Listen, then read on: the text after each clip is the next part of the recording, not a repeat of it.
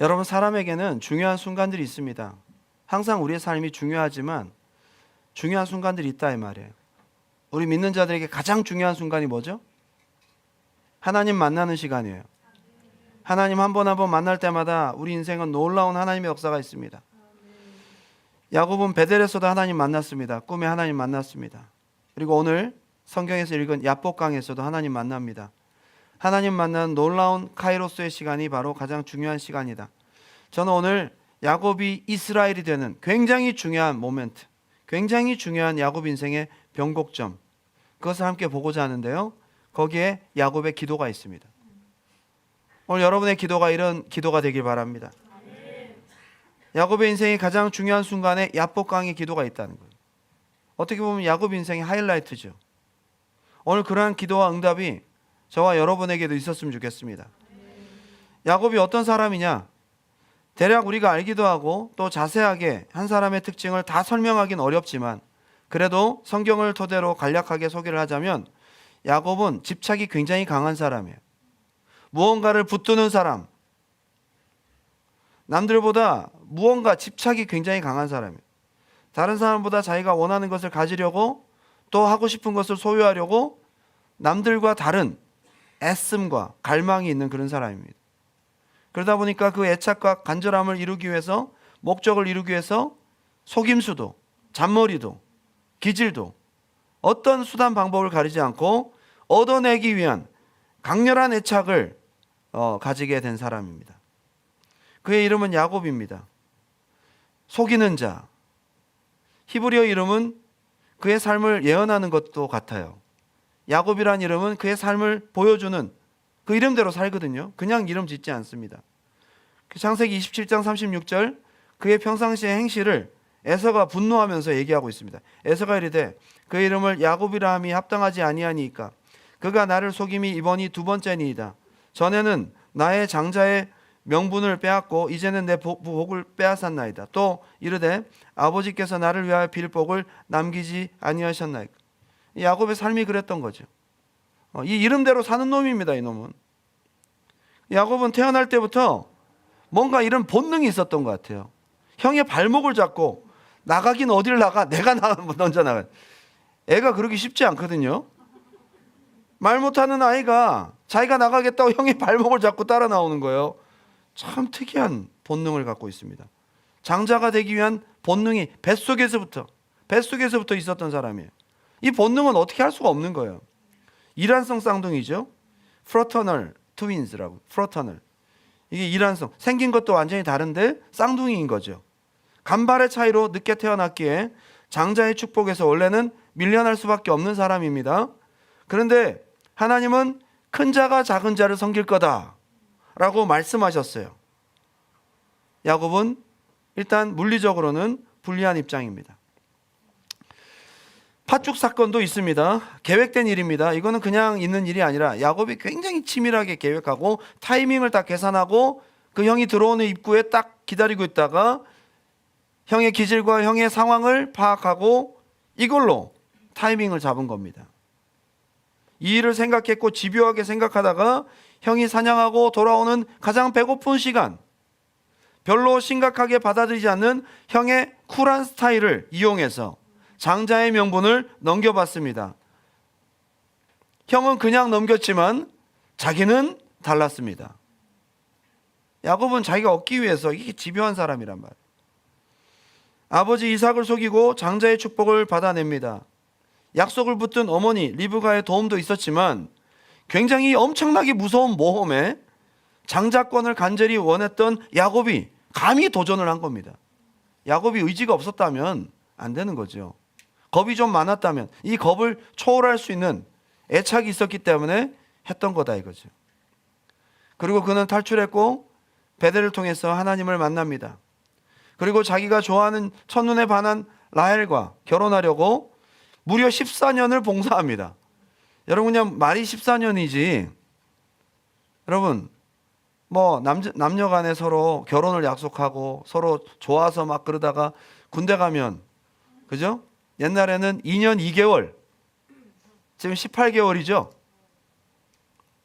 저는 2년 26개월을 28개월을 했던 것 같아요. 제가 군대에서. 그때 소위 말해서 고무신을 거꾸로 신는다는 얘기가 굉장히 많았고요. 정말로 그 이념 28개월을 기다렸던 사람은 정말 대단한 사람이다. 보통 이게 아니에요. 근데 14년을 한 여자를 얻기 위해서 그렇게 수고했습니다. 자기가 원하는 것이 있다면 이렇게까지 해서 얻어내야만 되는 보통 집념이 아닌 겁니다. 정상 아니에요. 야곱이 사람 정상 아니에요. 자기가 좋아하고 얻고자 하는 것은요, 뭘 해도 어떻게든 얻어내는 사람이에요. 수단 방법 가리지 않고 노력하고 몸부림치고 끝까지 어떻게든 얻어내는 열혈남이었다. 부자가 되려고 온갖 방법을 동원해서 6년 동안 기어이 부자가 됩니다. 이런 정도의 집념이라면 부자 됩니다. 그죠? 라반 삼촌이 별 방법을 다 쓰면서 안 주려고 하죠. 10번이나 바꿔요. 자, 이번에 얼룩점박이 양이다. 이걸 너에게 줄게. 그랬더니 전부 얼룩점박이 양이. 이제는 까만색으로 된 단색, 단색 까만색 양이다. 그럼 전부 그게 되고요. 이번에는 가운데 점 있는 것들만, 전부 점 있는 것들만. 어떻게든 안 주려고 하고, 하지만 하나님이 야곱을 지지하시죠. 대놓고 표시하십니다. 하나님이. 체험이거든요. 그리고 하나님이 이미 야곱에게 말씀하셨잖아요. 꿈에 말씀하셨잖아요. 봐라, 네 눈을 들어 봐라. 전부 네 거지? 전부 점 있는 거잖아. 이미 약속도 받았습니다. 체험도 있고 하나님의 약속도 확실했습니다. 근데 그걸 가지고도 야곱은 자기가 부자가 확실히 되려고 좀 이해하기 힘든 미신적인 아주 조잡한 나뭇가지 꺾어가지고 이렇게 해가지고 보고 그 앞에서 양들도 서로 이렇게 만나게 할 때 야 여기를 봐야 돼 여기. 그러면서 그렇게 해서 서로 만나게 하고 그걸 관리하고 얼마나 이 조잡한 방법까지 다 동원해가면서 재산 분리기에 집착을 합니다.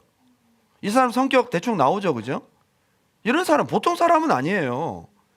물론 약속을 잊지 않기 위해서 시각적인 방법, 바라봄의 법칙, 영적인 집중력을 위해서 약간 얼룩점박이랑 비슷한 그런 어떤 것들을 해서 나뭇가지로 집중하는 자신의 믿음을 위한 것도 있겠지만 어쨌거나 자기가 필요한 것을 원하는 것을 얻고자 할 때는 수단 방법 가리지 아니하고 온갖 미신적이고 조잡한 방법까지 다 써서 얻어내야만 직성이 풀리는 그런 사람이다 이 말이에요. 한마디로 자아가 굉장히 강한 사람이죠. 야곱의 입장을 통해서도 이해되는 것은 야곱의 환경이 또 그래요. 자기가 이렇게까지 자기가 자기를 안 챙기면 챙겨줄 사람이 없어. 자기가 이렇게까지 하지 않으면 일단은 자기가 둘째고, 그죠? 아버지는 에서를 축복하려고 하고 그런 어떤 텐션이 있었잖아요. 그러니까 이것도 집착을 하고 또 라반이라는 사람을 만나가지고 안 주려고 하는 사람 밑에서 계속 으르렁거리면서 있다 보니까 어떻게든 얻어내야겠다는 그런 환경적인 것도 있겠지만 그 사람의 타고난 기질과 이런 환경이 어우러져서 굉장히 집착이 강한 그런 사람이 되고 말았다. 근데 하나님이 하셨잖아요. 안 된 거 있습니까? 야곱이 원하는 거 안 된 거 있어요? 다 됐잖아요. 다 얻었어요. 하나님 말씀하셨잖아요. 하나님이 하나하나 다 이루어 주셨잖아요. 야곱은 그럴 수밖에 없는 그럴 수 있는 기질의 사람이었지만 그래도 하나님이 보여주시고 말씀하시고 약속하시고 이루시고 역사하시고 희한한 하나님의 놀라운 기적과 능력으로 인도해 오셨잖아요. 주신 은혜와 주신 약속과 이루신 역사에 비해서 그의 이런 기질이 너무 강하니까 바뀌질 않습니다. 여러분 은혜 받아도 은혜가 잘 은혜되지 못하는 사람들이 있어요. 이 바뀌어야 되는 기질 때문에 시간이 오래 걸리는 사람이 있다고. 바뀌시기 바랍니다. 오늘 우리가 읽은 본문 앞에 그리고 그 뒤에 그가 보면요 잘 안 바뀝니다. 야곱이 언제 바뀐지 아세요? 이 집착하는 걸 언제 놓느냐? 요셉이 총리가 되고 가뭄이 있은 다음에 형제들이 요셉을 못 알아봤잖아요. 요셉이 가서 베냐민 데려와라 할 때 이제 야곱은 라헬에 집착하다가 라헬이 죽으니까 요셉에 집착하다가 요셉을 잃어버리니까 또 어디에 집착해요? 베냐민. 얘는 뭐 하나에 집착을 해야 돼. 야곱은 뭐 집착 안 하면 안 되는 사람이에요. 이게 내가 볼 때 중독이야. 집착 중독. 응? 처음에는 장자권에 집착하다가, 그죠? 그 다음에 라헬에 집착하다가, 그 다음에 또 뭐죠? 아무튼 그래서 마지막 베냐민이 집착의 마지막이었거든요. 근데 유다가 뭐라고 합니까? 제가 대신 담보가 되겠습니다. 만약에 얘를 어떻게 하면 제가 대신 제 목숨 걸겠습니다. 그래서 야곱이 명언을 합니다. 내가 잃으면 잃을 거다. 내 베냐민을 잃으면 잃으로다. 하나님이 하시겠지. 그 방법이 없으니까 어쩔 수 없이 놓은 거예요, 베냐민을. 그리고 요셉을 만나잖아요. 그리고 요셉 앞에 가서, 바로 앞에 가서 자기를 소개하죠. 네 나이가 몇 살이냐? 그랬더니 제가 험악한 세월을 보내었나이다. 험악한 세월은 자기가 만든 거예요.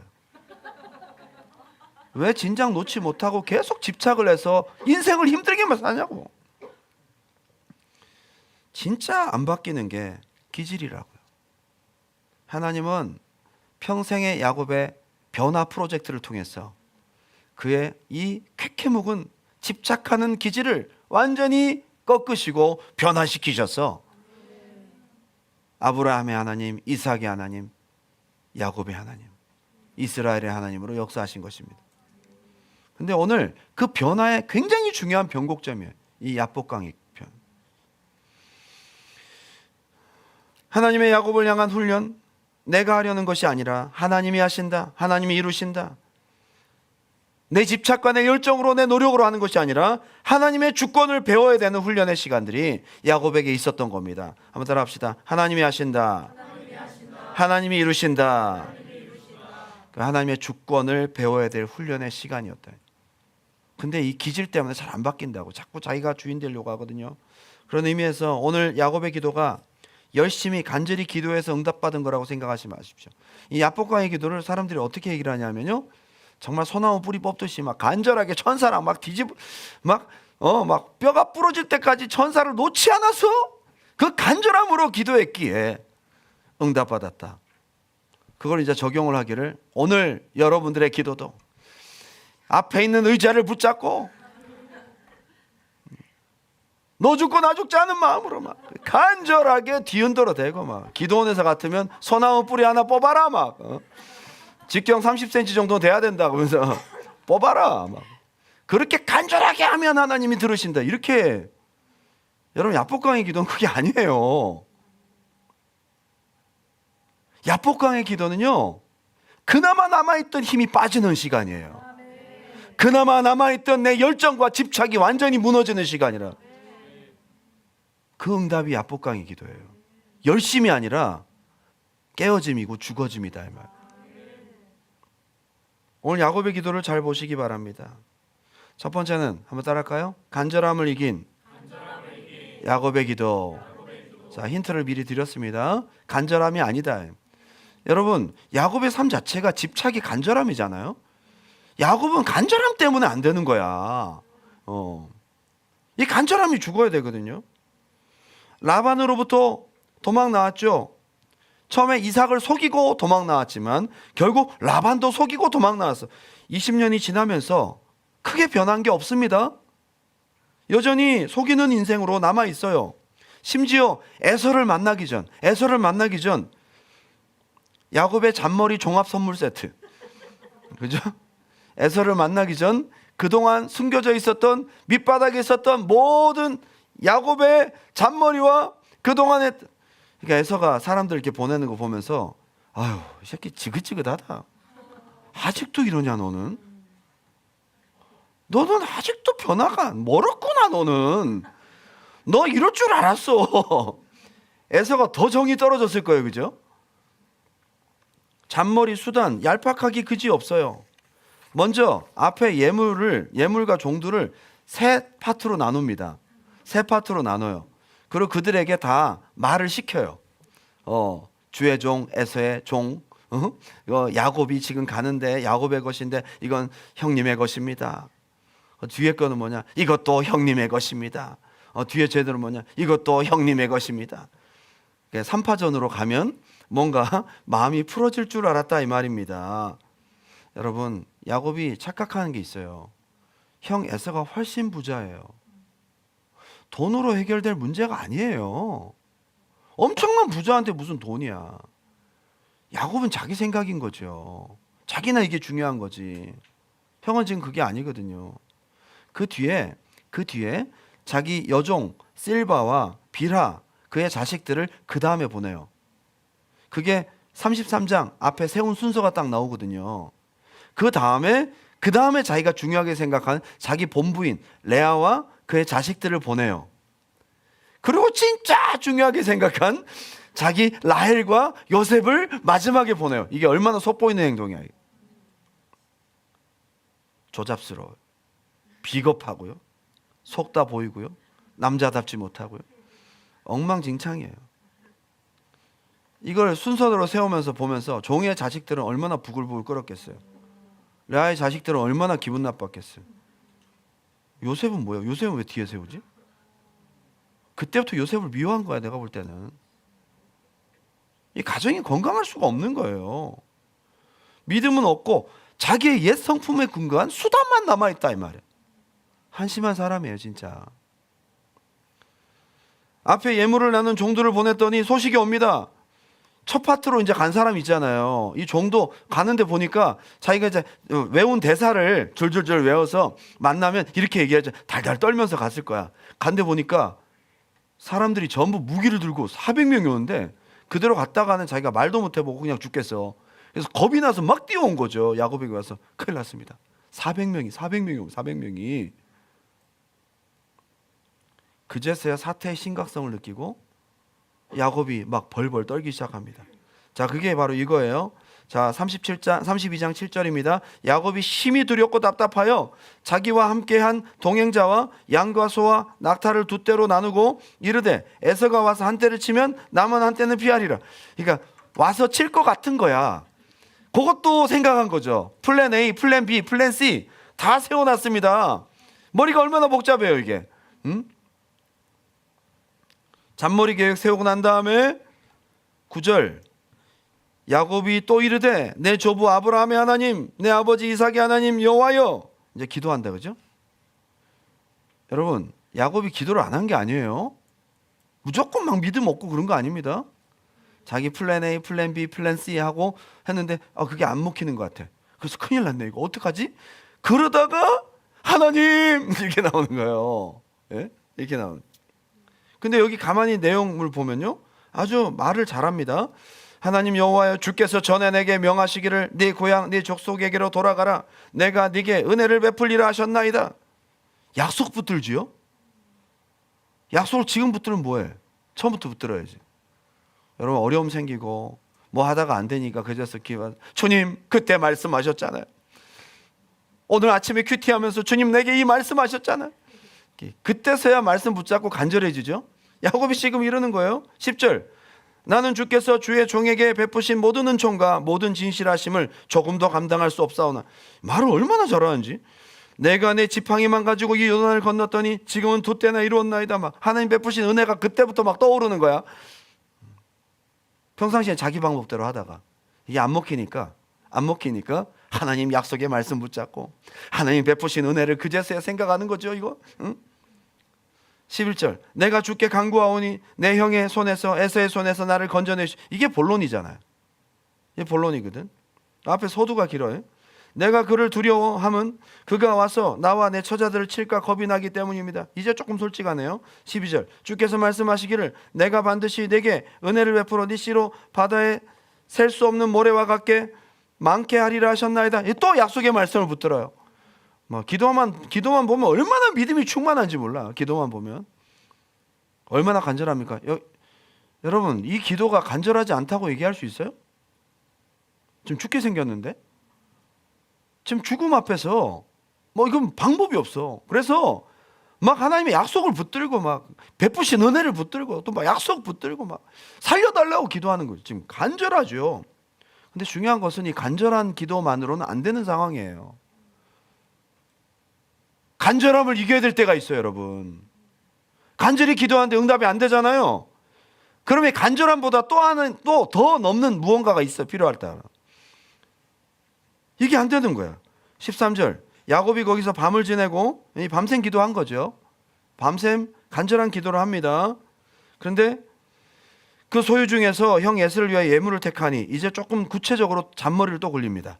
자, 이게 두 가지가 병행을 한다는 겁니다. 여러분들이 기도하고 돌아가서 기도만으로 안 될 것 같아서 또 뭔가를 하고 또 불안하다면 또 기도하고 이 기도만 또 하고 항상 그렇죠. 기도하러 앉아 있으면 이걸 해야 되는데 지금 이걸 해야 되는데 그래서 막 하고 있으면 기도해야 되는데 기도해야 되는데 막 기도하고 있으면 또 항상 뭘 하고 있어도 기도를 안 해서 불안하고 기도를 하고 있으면 뭘 안 해서 불안하고 지금 야곱이 지금 이러고 있는 거예요. 간절하지 않다라고 얘기할 수는 없는 거죠. 여러분 그렇죠? 자, 지금 공감이 되시죠? 오늘 여러분들이 막 일을 하다가 하나님의 은혜가 필요해서 오늘 금요 예배 오셨잖아요. 금요 예배 막 기도하다 보면 이제 1시간을 못 채우고 돌아가야 되는 이유가 있어요. 빨리 가서 이걸 또 해야 되겠어. 오늘 좀 기도하세요, 여러분. 그래서 예물을 구체적으로 택하는데 암염소가 200여 이제 숫자까지 다 세고 언제 그거 하고 있어요. 좋은 것들 또 고르고 그랬겠죠, 그죠? 그거 막 선별하고 그러면서 16절 그것을 각각 때로 나누어 종들의 손에 맡기고 나보다 앞서 건너가서 각대로 거리를 두게 하라. 거리로 세 파트로 나누고 그 사람들이 무슨 말을 해야 될지 대사까지 다 알려주고 달달 외우게 만들었어요. 그러고 난 다음에 이러면 되겠지. 20절 또 너희는 말하기를 주의 종 야곱이 우리 뒤에 있다 하라 하니 이는 야곱이 말하기를 야곱 혼자 생각한 거예요. 내가 내 앞에 보내는 예물로 형의 감정을 푼 후에 대면하면 형이 혹시 나를 받아주리라 함이었더라. 약간의 가능성 있는 것들로 지금 하나님을 의지하지 못하고 인간적인 방법과 술수를 부리고 있다 이 말. 믿음과 잔머리 사이를 와리가리 왔다리 갔다리 와리가리 하고 있어요. 우리가 주로 많이 쓰는 방법이에요. 야곱도 지극히 인간적입니다. 이게 딜레마죠. 인간적인 방법과 잔머리 계획, 그리고 집요하고도 구체적인 자기 수단, 간절함, 그리고 또 기도도 하고.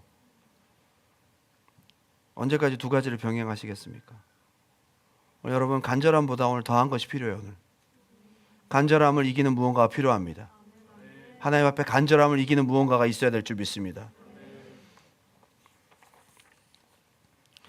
이 순간 기도도 하고 노력도 하고 얼마나 간절합니까? 근데 한번 따라 합시다. 간절함이 다가 아니다. 이걸 보니까 간절함이 다는 아니에요. 간절함보다 더 센 놈이 필요한 겁니다, 우리에게. 그럼 간절함을 이기는 능력이 뭘까? 간절함보다 더 큰 능력이 뭘까? 하나님 앞에 간절함보다 더 먹히는 게 뭘까? 이것을 하나님 앞에 가지고 나아가시기 바라요. 오늘 굉장히 중요한 키버스인데요. 32장 24절 25절 다 같이 한번 읽어볼까요? 큰 소리로 시작. 야곱은 홀로 남았더니 어떤 사람이 날이 새도록 야곱과 씨름하다가 자기가 야곱을 이기지 못함을 보고 그의 야곱의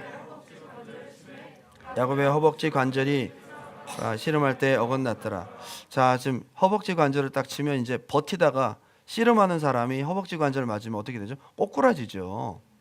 그대로 꼬꾸라집니다.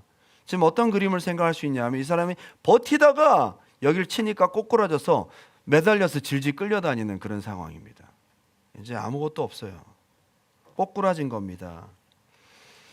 야곱이 가장 많이 그동안 힘을 주던 자기 몸을 지탱하던 가장 중요한 허벅지, 힘의 근원이 무너진 순간입니다. 성경에서 원어적으로 환도뼈라고 하죠. 허벅지 관절, 고관절이라고 하는데 이게 근원적인 힘을 상징하고 생명을 상징한대요. 그래서 여기서 환도뼈를 쳤다는 것은 그 사람의 근원적인 힘과 생명을 친 거예요. 신체의 중심축이죠, 이게. 사람이 직립으로 걸을 때 가장 많은 힘을 받는 데가 여기잖아요. 그리고 자손의 근원이라고 고대 근동 문화에서 허벅지는 생명의 후손이 나오는 생명이 나오는 그런 통로로 여겨집니다. 여기 생명이라고, 생명이 여기 있다는 거. 허리에서 너희 모든 자손들이 나올 거다. 뭐 이런 표현도 있잖아요. 그게 환도뼈란 말이에요. 그래서 아브라함이 누워서 환도뼈에 손을 넣고 맹세하라 그러잖아요. 자기 생명을 딱 걸고 맹세하라고 하는 거하고 똑같은 거예요. 힘의 근원이고 중심이고 생명이다. 인간의 수단적인 종말을 상징합니다. 야곱이 가지고 있던 마지막 힘이 와르르 무너진 거예요. 그동안의 꾀와 노력, 집념, 그동안 수고했던 모든 것들, 할 수 있는 모든 수단이 다 무너진 순간이다. 그리고 절대적인 항복의 순간입니다. 환도뼈를 얻어맞았는데 버텨서 위에서 누를 수가 있어요? 매달리는 거죠. 항복이죠. 이제 그냥 배를 깔고 누울 수밖에 없는 상황이다 이 말이에요. 그리고 자기 의지가 완전히 꺾인 순간이다. 내 의지가 꺾인 그 자리에 뭐가 들어오느냐? 한번 따라 합시다. 하나님의 주권. 내 의지가 꺾일 때 거기에 하나님의 주권이 들어와요. 여러분, 하나님의 주권은 언제 들어온지 아세요? 내 의지가 있으면, 버티고 있으면, 거기에 내 의지가 내 주인이 되어 있으면 못 들어와요. 하나님의 주권은 내 의지가 꺾일 때 들어와요. 이게 간절함보다 더 큰 강력한 능력이에요. 내 힘, 내 생명, 내 주관, 내 의지, 내 수단, 내 힘, 모든 것이 와르르 무너지는 순간 하나님께 100% 굴복하게 되고 100% 하나님의 주권이 나를 다스리기 시작한다. 이 순간이에요. 오늘 그러한 은혜가 있기 바랍니다. 기도와 믿음에 있어서 여러분, 간절함보다 더 큰 능력이 뭐냐 하면, 더 큰 힘이 뭐냐 하면 내가 죽어지는 거예요. 하나님 앞에 내 의지가 꺾이는 겁니다. 내 자아가 완전히 죽어지는 것입니다. 포기하는 것입니다. 이게 야곱의 기질이 넘어가는 변곡점이에요. 오늘 여러분 기도하시다가, 간절히 기도하다가 어느 순간 포기가 될 때가 있어요. 힘이 쫙 빠지면서 그냥 모든 걸 내려놓고 결과를 그냥 하나님께 맡기는 거예요. 맡기려고 애쓰지 마세요. 그것도 안 해. 애쓰는 힘도 없다니까. 맡기려고 애를 쓰는 그 힘도 없어요. 그게 힘줄이야. 그거 다 무너지면 하나님께 다 맡기고, 그때부터는 여러분들이 간절함보다 웃음이 나옵니다. 실성한 사람처럼 웃음. 죽여라. 주님, 어떻게 되든 주님 맡깁니다. 더 이상 미련도 없고, 더 이상 아무 저항할, 항거할 의지도 없고, 아무것도 없어. 편한 상태가 되면서 죽으면 죽는 거고 살면 사는 거고, 내 주여 뜻대로 행하시옵소서. 그게 100%가 딱 되면 그때 우리가 승리자가 되는 거예요. 이게 이기는 거예요.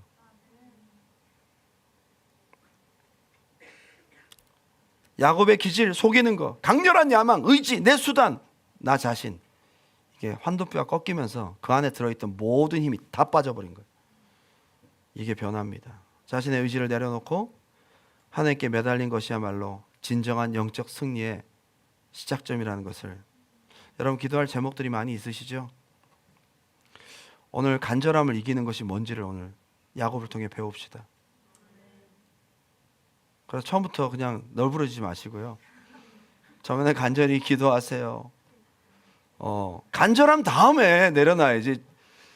간절함도 없이 그냥 처음부터 그냥 알아서 하세요. 기도도 안 해요. 아무것도. 이거는 게으름입니다. 나태함이에요. 이거 말고 막 정말 그토록 죽을 것처럼 간절하지만 하나님께 전적으로 굴복하는 거예요. 히브리서 11장 21절, 하나님이 평가하신 야곱의 가장 아름다운 순간 바로 이거예요. 다 같이 읽어볼까요? 시작. 믿음으로 야곱은 죽을 때에 요셉의 각 아들에게 축복하고 그 지팡이 머리에 의지하여 경배하였습니다. 야곱이 지팡이를 짚을 정도니까 이 사람이 거의 죽을 때가 된 거죠. 죽기 직전이에요. 야곱이 죽기 직전이 하나님 보실 때는 가장 믿음이 파워풀할 때. 아이러니하다, 그죠? 죽기 직전에는 어떨까요? 미련이 있어요? 애착이 있어요? 막 간절함이. 그거보다도 죽기 직전에는 정말로 공심밖에 남아있지 않아. 아무것도 없어요. 내 몸을 지탱할 힘조차 없는 사람에게 남아있는 게 뭐예요? 내가 원하는 꿈, 내 야망, 집착입니까? 하나도 없어요. 그게. 야곱의 아들들에게 축복합니다. 양손을 어금 맞춰서 므낫세, 에브라임 자기 편견을 버리고 하나님 주신 영감을 따라 있는 그대로 하나님의 뜻대로 그대로 기도하는 거예요. 이때가 믿음의 관점으로 볼 때, 하나님 보실 때 가장 강력할 때, 가장 파워풀할 때, 가장 힘 있을 때, 가장 믿음이 있을 때, 가장 아름다울 때. 이런 기도에 어떻게 하나님 응답 안 하시겠어요? 두 번째는 한번 따라 합시다. 저주시는 하나님의 은혜. 간절함보다 더 강력한 것은 하나님 앞에 죽어짐이고 내려놓음이다. 그리고 이거보다 더 큰 것은 하나님의 은혜다. 내가 뭐 내려놓고 막 내가 뭐 간절하고 그걸 떠나서 하나님의 은혜가 일단 기본 베이스예요.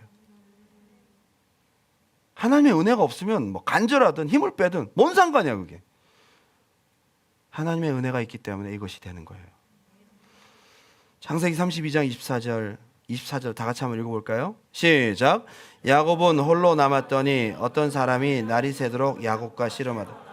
자, 지금 야곱이 홀로 남았을 때부터가 진짜 시작이에요. 혼자 남았어. 홀로 남았을 때는 어떤 상태죠?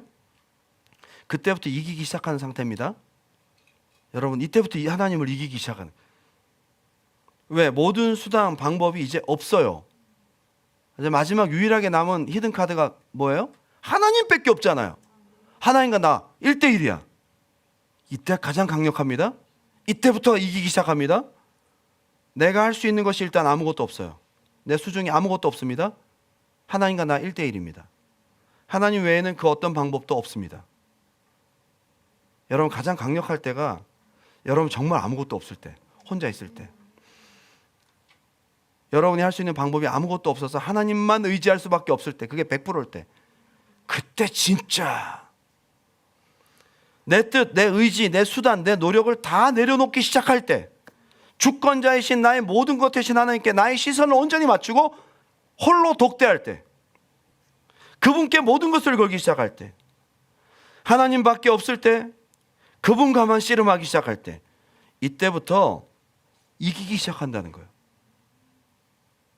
여러분의 기도빨은 이때부터 먹히기 시작해요. 오늘 여러분의 기도는 이때부터 먹힙니다. 오늘 여러분 뭐 기도줄 잡는다 그러잖아요. 기도하는데 줄이 어디 있어? 줄이 어디 있지? 기도줄은 언제부터 잡는지 아세요?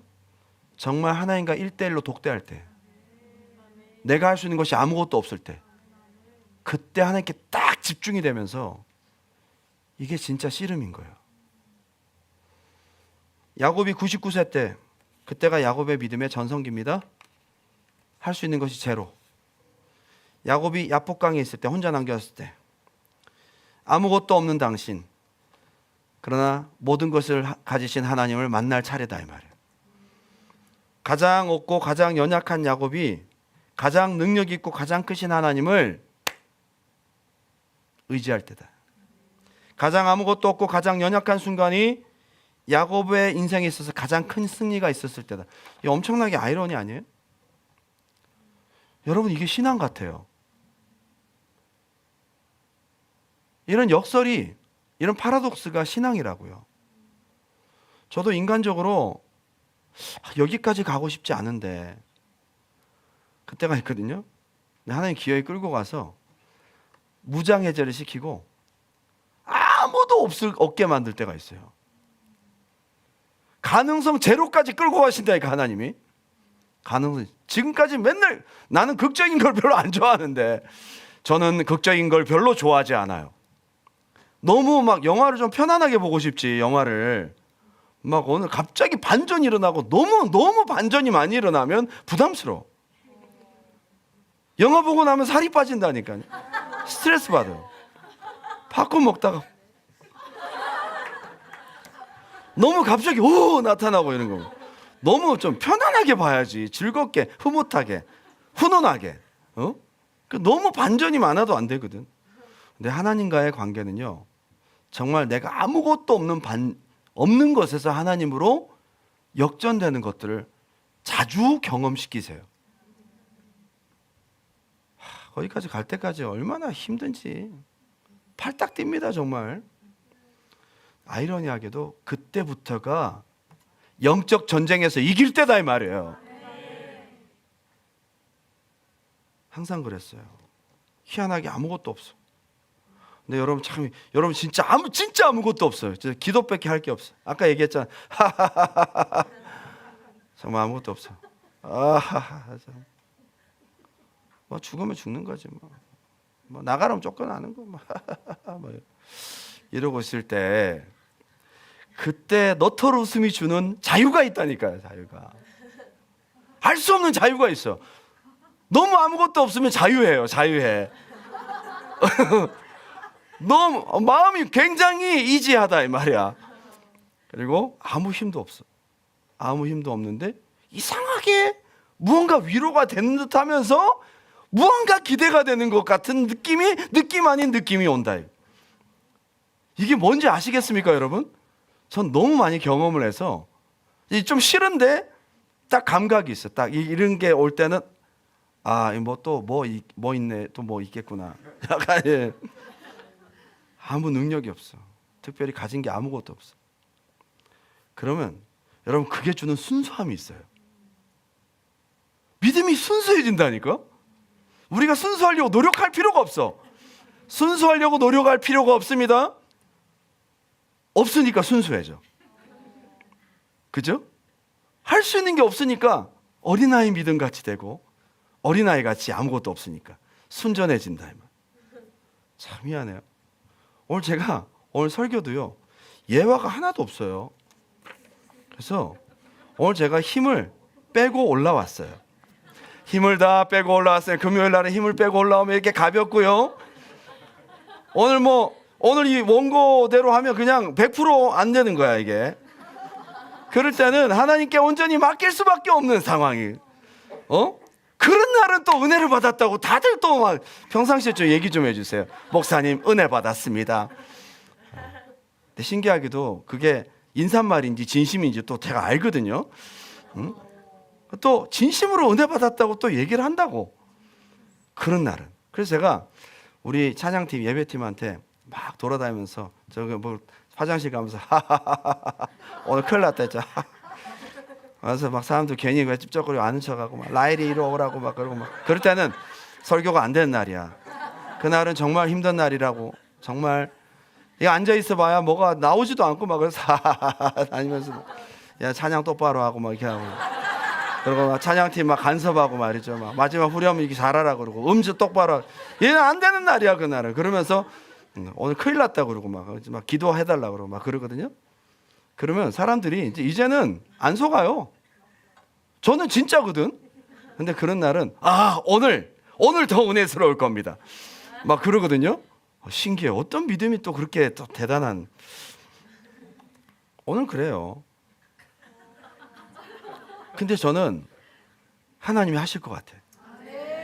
오늘 왜냐하면 난 하나님이 하라고 한 말씀을 여러분께 전하고 있으니까 오늘 여러분 힘을 빼고 하나님을 전적으로 의지할 때 뭔가 오늘 돌파가 일어날 것 같다고.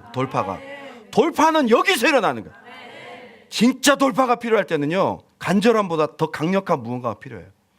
그거는 내려놓음이고 죽음이고 부서짐이고 포기고 항복이에요. 억지로 시킨다고 되는 게 아니에요. 하나님 앞에 굴복하시기 바랍니다. 진짜 하나님의 주권적인 역사가 그때부터 막 여러분 삶을 다스리기 시작합니다. 그 전까지는 까딱도 안 하시다가요 그때부터 네 이름이 무엇이냐 축복하시고 네가 이겼다 응답하십니다. 놀라운. 그 전까지는 역사가 없었잖아요. 힘 빼고 무너지고 나니까 그때 하나님이 말씀하시잖아요. 이게 돌파거든요. 저는 우리 100일 작전 기도가 이런 순수한 기도라고 생각이 들어요. 정말 아무것도 없어요. 그래서 100일 작전 기도 70일이 다가오고 있습니다. 저 혼자 여기 앉아가지고 100일 작전 기도 앞에 하면 제일 가깝게 보면서 기도하다 보면 웃음이 나면 저게 하나님의 은혜 없이는 되지 않지. 아이고 주여. 이게 70일이 지났어요. 주님이 까딱도 안 하고 계세요. 지금 아무런 보여지는 게 없다고요. 그럴수록 우리는 어떻습니까? 우린 자유합니다. 순수해져요. 그렇지, 맞아. 하나님의 성전은 돈으로 되는 게 아니야. 오직 주님이 하셔. 이렇게 우리가 꾸며서 되는 게 아니라 진짜 없으니까 주님만 의지하게 돼요. 어거지로라도. 응? 정말 100% 하나님만. 그래서 우리가 100일 작전 기도 때 우리가 해야 될 게 한마음 되게 해주시고 함께 헌신하게 하면서 여러분 함께 기도하실 때 뭐라고 해야 되냐. 하나님, 우리는 할 수 있는 것이 아무것도 없습니다. 하나님이 100%입니다. 이 교회 주인은 하나님이시고 하나님이 주권자이십니다.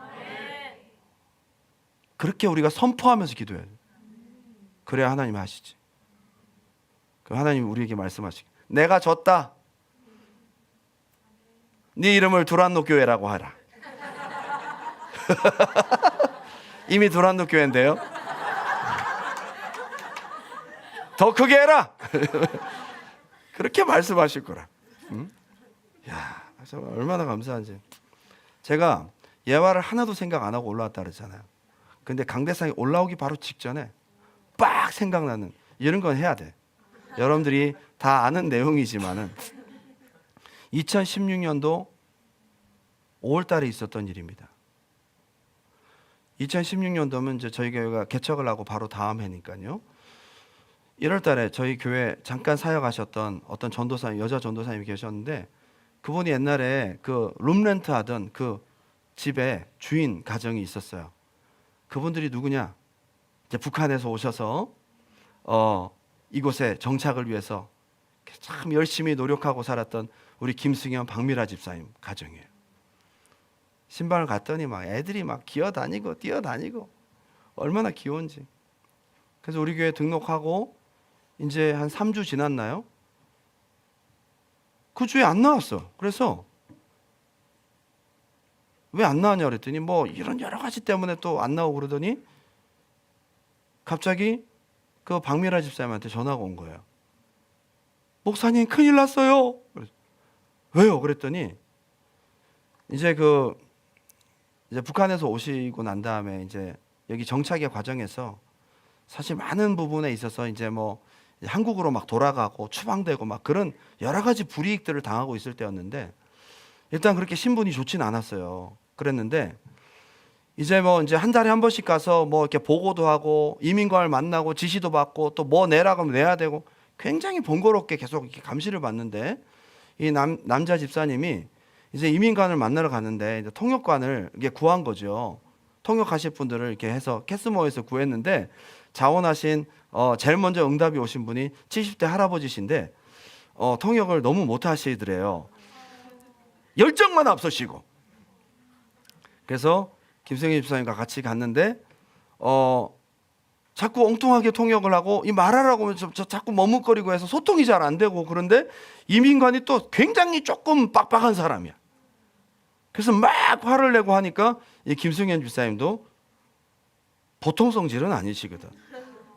그래서 막 그 여자가 화를 내니까 이 여자가 왜 화를 내지? 그래서 화를 내고 막 그러니까 이민관이 안 그래도 성격도 안 좋은데 막 화를 내다가 서로 막 싸우다가 잠깐 있어보라고 그러더니 딱 나갔다가 들어오는데 뒤에서 문이 딱 열리더니 경찰 2명이 와서 바로 수갑을 채워서 바로 어디로 갔냐? 저 밀튼에 있는 중범자들이 가는 거기에 감옥에 갔다는 거예요. 감옥에 잡혀간 그날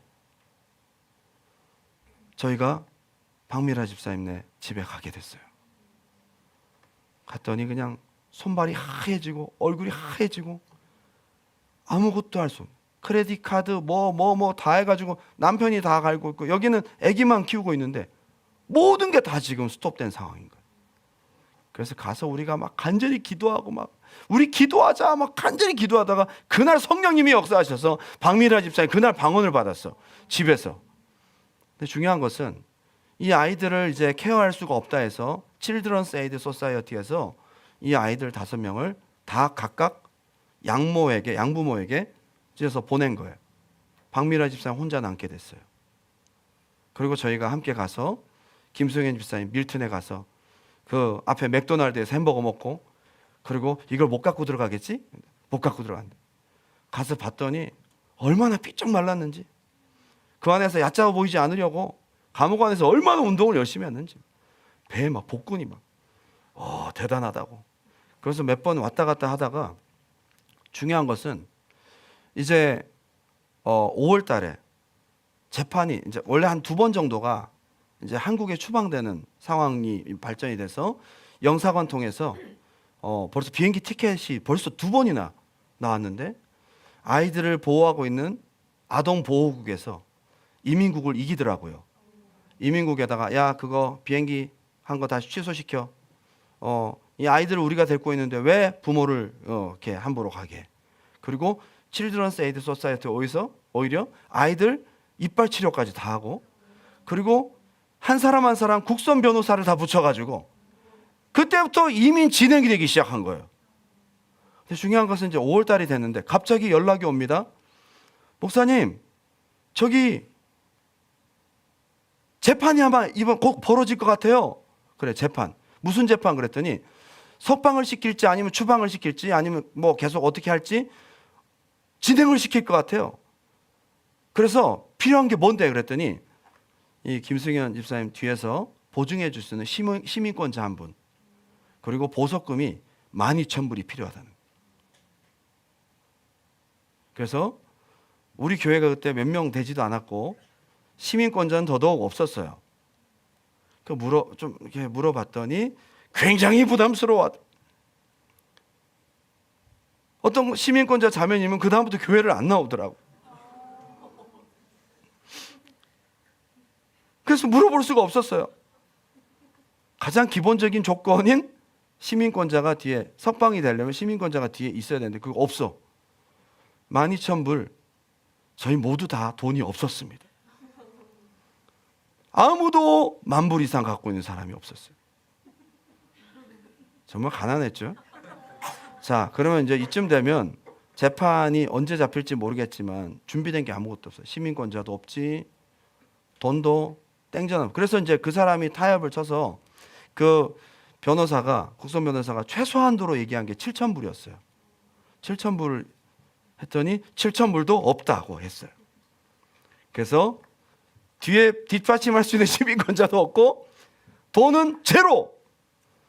정말 말 그대로 제로입니다. 그런데 저희가 작전 기도를 그 주에 5월 달 둘째 주가 됐었는데요. 월요일부터 금요일까지 5일 작전 기도를 합니다. 작전 기도를 할 때 이 가정을 위해서도 기도했지만 우리 교회를 위해서도 기도할 제목들이 있었어요. 근데 5일 작전 기도를 하는데 갑자기 작전 기도 마지막 날 아침에 급히 연락을 받았어요. 금요일 날 작전 기도 마지막 날 아침에 제가 타이어를 이렇게 손보러 갔는데 거기서 갑자기 전화가 왔어요. 목사님, 오늘 갑자기 재판이 잡혔어요. 근데 작전 기도 마지막 날이잖아요. 저희가 작전 기도 때 뭐라고 기도했냐? 하나님, 저희는 아무것도 없습니다. 정말 실제였어요. 정말 없잖아요. 우리가 할 수 있는 것은 아무것도 없습니다. 우리가 가진 돈도 아무것도 없습니다. 보증 쓸 사람도 아무도 없습니다. 하나님만이 하실 수 있습니다. 진짜 그렇게 기도했어요. 그런데 아침에 제가 그 타이어 때문에 가 서비스 센터 갔는데 아침에 9시 반쯤 전화가, 목사님 이제 곧 재판 시작이에요. 알겠습니다. 제가 타이어 갈면서 그날따라 되게 뭐가 많더라고요. 그래서 막 혼자 그 사무실에서 막 간절히 기도하면서 주님, 아무것도 없습니다. 주님만이 하실 수 있습니다. 여러분, 우리가 할 수 있는 것이 아무것도 없어서 주님만 하실 수 있다고, 100% 주님만 하실 수 있다고 하는 간절한 믿음의 선포가 얼마나 강력한지. 그날 재판장에 들어갈 때요, 그 얘기했던 국선 변호사가 여기 보증인 어디 있냐? 없는데요. 그럼 7,000불 있냐?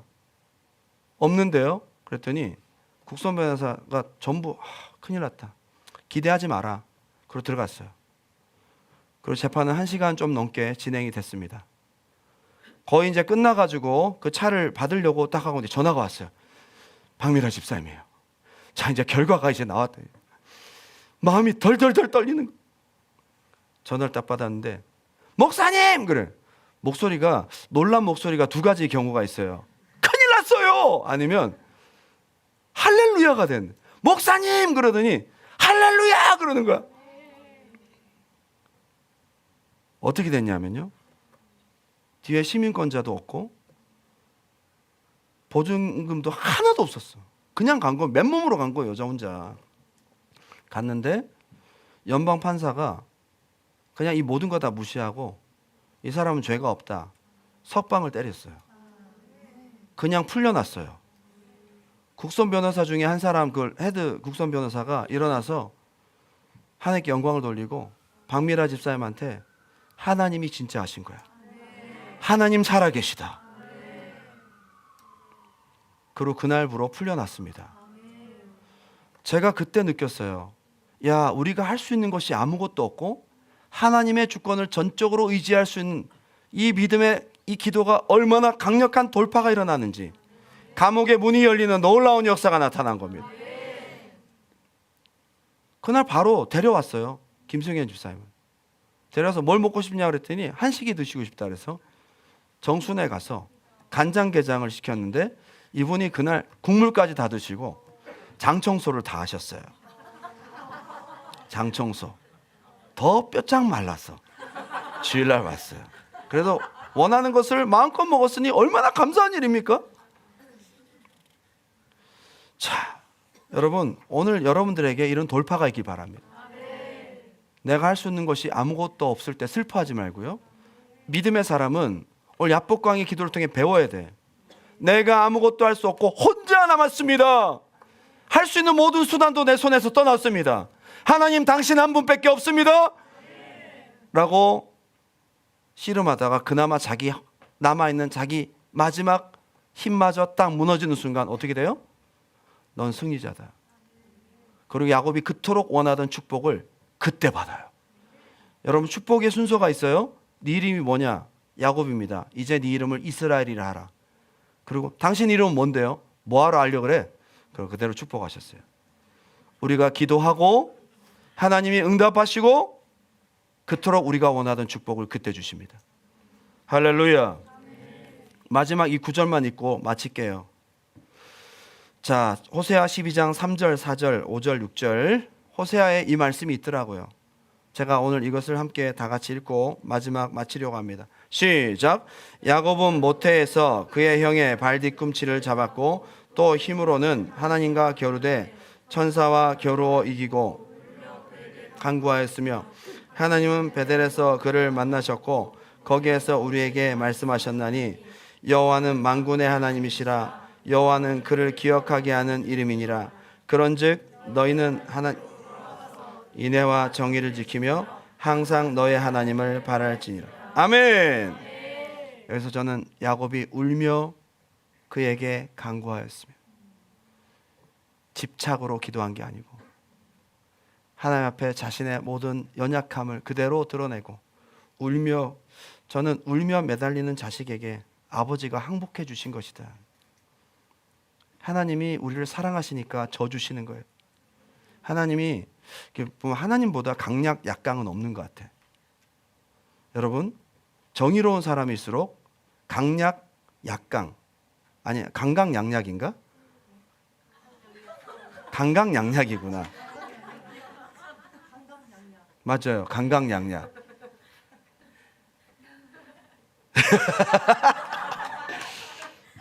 여러분, 정말 그렇습니다. 우리 하나님이 그래요. 하나님이 내가 내 의지, 내 고집, 그럼 하나님이 더 침묵하세요. 근데 우리 자비로우신 하나님은 하나님 앞에 나의 모든 것을 내려놓고 하나님을 전적으로 의지할 때에 그냥 마음이 녹아버려. 그리고 은혜로 져주시는 겁니다. 우리가 어떻게 하나님을 이겨요? 하나님이 져주신 거죠. 울며 자기의 모든 것을 내려놓고 하나님을 의지하는 야곱을 사랑하시는 헷세드의 하나님께서 그래, 너 이겼어. 네가 이겼다. 그분이 하나님이십니다. 오늘 우리가 두 가지를 기억합시다. 우리가 간절하게 호소해야 될 돌파의 강력한 시너지는 우리의 집착과 우리의 간절함이 아니라 우리의 포기고 우리의 죽어짐입니다. 하나님의 주권을 전적으로 의지하는 것입니다. 그리고 우리가 붙들어야 될 것은 하나님의 사랑입니다. 그 사랑 앞에 우리가 굴복하고 항복할 때에, 내려놓을 때 하나님이 역사하실 줄 믿습니다.